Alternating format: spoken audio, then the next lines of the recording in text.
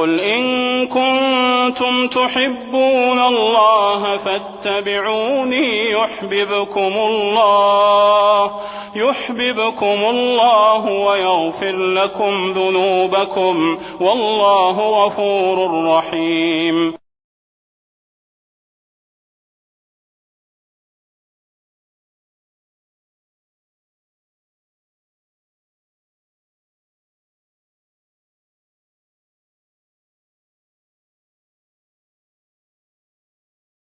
After the death of the Prophet ﷺ, the Muslim community continued to grow rapidly under the leadership of the companions of the Prophet, Abu Bakr, Umar, Uthman, and Ali. May Allah be pleased with them all. Medina was capital of the Muslim state in its early years, and the city over the years has undergone considerable growth, most notably the heart of the city, Masjid Nabawi, the Mosque of the Prophet.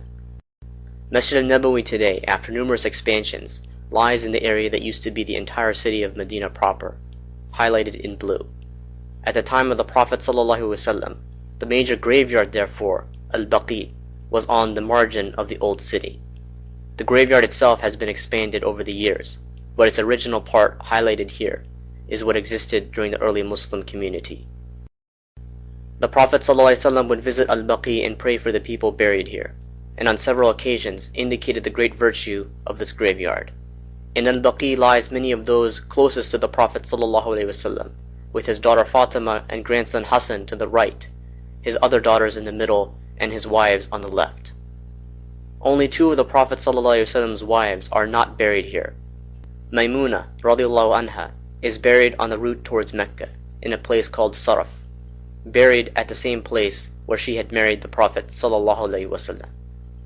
Khadija radiallahu anha, the first wife of the Prophet ﷺ, is buried in Mecca. The Prophet ﷺ spoke of the virtue of Masjid Nabawi on many occasions. A prayer in Masjid Nabawi is better than 1,000 prayers in any other mosque, except Masjid al-Haram in Mecca. Due to its immense importance, we will now look into more detail into Masjid al-Nabawi, for this was the center of the life of the Prophet ﷺ. At the time of the Prophet ﷺ, Masjid Nabawi was in the area highlighted in green.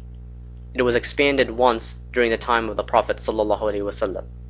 For the visitor of the masjid today, when they enter the masjid, they will see different markings on the pillars.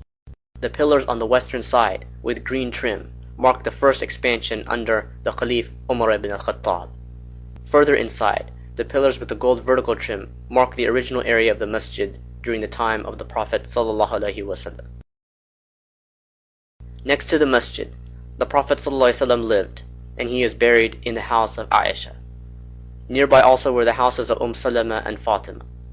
Uthman ibn Affan, married to the Prophet ﷺ's daughter, first Ruqayya and then Kulthum, lived across a small alley, and the Prophet ﷺ would cross the alley to visit them, so this area was also called the Gate of Uthman. It is also at this location that the angel Jibreel appeared to the Prophet ﷺ after the battle of the Confederates to instruct him to march on the tribe of Banu Qurayda.